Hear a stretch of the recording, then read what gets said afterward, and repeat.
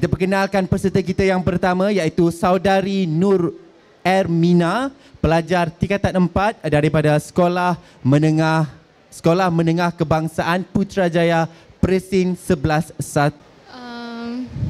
First of all, Assalamualaikum and a perfect morning to all the honorable judges, the wise timekeepers, my fellow friends and audience. My name is Nur ERMYNA ILHAN, BINTI FAISAL at PISA, and I am from Sekolah Menengah Kebangsaan Putrajaya PRESINT 11-1. My talk today aims to talk about the cost of living among youth. Ladies and gentlemen, I'm sure all of you are wondering, what is the cost of living among youth and its solutions? So, the cost of living among youth is actually a pressing issue whether you believe it or not. Did you know that many young people struggle to afford housing, education, healthcare, and transportation necessities? Even I, such as myself, struggle with these things because without my parents providing me all of those necessities, I don't think I could survive in this world, and I am sure my fellow friends sitting right before me right now can relate to what I am saying. But there are various solutions that can be implemented to address the cost of living among youth. One of the most impactful strategies is to advocate for and implement policies that target the root causes of the lack of affordable housing. So this includes addressing construction cost regulation, household growth, income inequality, accumulation, and induced migration as key factors to contributing to the housing affordability crisis. Now, by tackling these root causes, we can increase access to affordable housing and promote equity among young people. Another important aspect to consider when addressing the cost of living among youth is the social determinants of health. For example, organizations like Generation Squeeze have successfully advocate for issues such as climate change, childcare costs, and the high cost of affordability and the high cost of housing affordability. Now, by forming stronger partnerships between the social determinants, by forming partnerships between such organizations and different levels of government, we can better address the social determinants of health that are relevant to young people and support their sense of citizenship. Some more aspects to consider in addressing the cost of living among youth is the need to improve access to amenities, facilities, and energy-efficient housing. In order to create a successful and sustainable living environment, it is not only the cost of housing that needs to be addressed, but also traditional measures of affordability that solely focuses on economic criteria that are one-dimensional. We must consider other factors such as the availability of amenities and facilities that can contribute to high equality of life.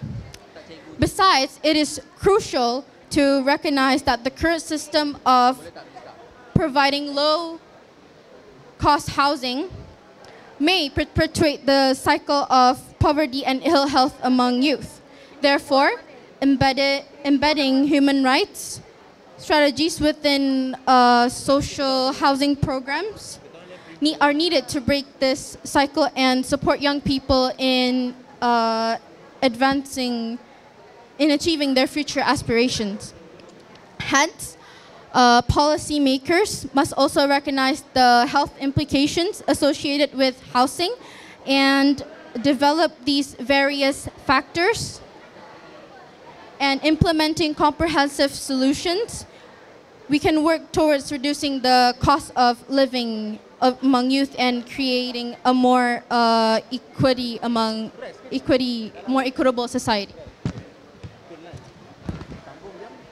For instance, addressing issues such as inadequate government support, high construction costs, and a lack of affordable rental options, the government should prioritize housing sustainability so that incorporate energy efficiency measures can be taken into housing policies. By doing so, we can not only reduce the cost of living among youth, but also contribute to the environmental sustainability. Moreover, governments also need to consider the social and health implications of housing affordability by implementing policies and programs that prioritize affordable housing for children, youth, and families. And we can ensure that everyone has access to safe etiquette and access to large segments of the population, and several potential approaches can be taken. These include securing land for affordable housing at the right location, developing and building housing at a lower cost, operating and maintaining properties more efficiently, and improving access to financing home purchases, development, and rental assistance. Therefore, it is crucial to improve evidence-based practice in the healthcare sector to ensure that marginalized groups, such as the homeless, can receive the necessary healthcare they need. In conclusion, addressing the cost of living among youth, it requires a multifaceted approach that includes strategies such as embedding human rights within social housing programs, recognizing the health implications associated with housing, implementing comprehensive housing policies, and addressing the root causes of the lack of affordable housing, prioritizing affordability and sustainability, and improving access to amenities and facilities.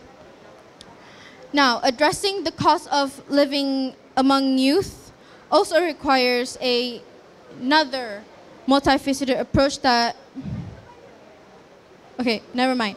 So to illustrate the multifaceted approach that I just said, to address the cost of living among youth, that includes strategies such as securing land for affordable housing and developing buildings for housing at lower costs, operating and maintaining properties efficiently, improving access, financing, and prioritizing affordability and sustainability. Additionally, it is important to consider the right location of affordable housing and ensuring that it is in areas within access to public transportation, employment opportunities, and essential services with such school and healthcare facilities. In conclusion, to attend to these matters, the cost of living among youth must be improved for better and future generations to strive in the future. By doing so, we can ensure that more future generations can be born. That is all from me. Assalamualaikum warahmatullahi wabarakatuh.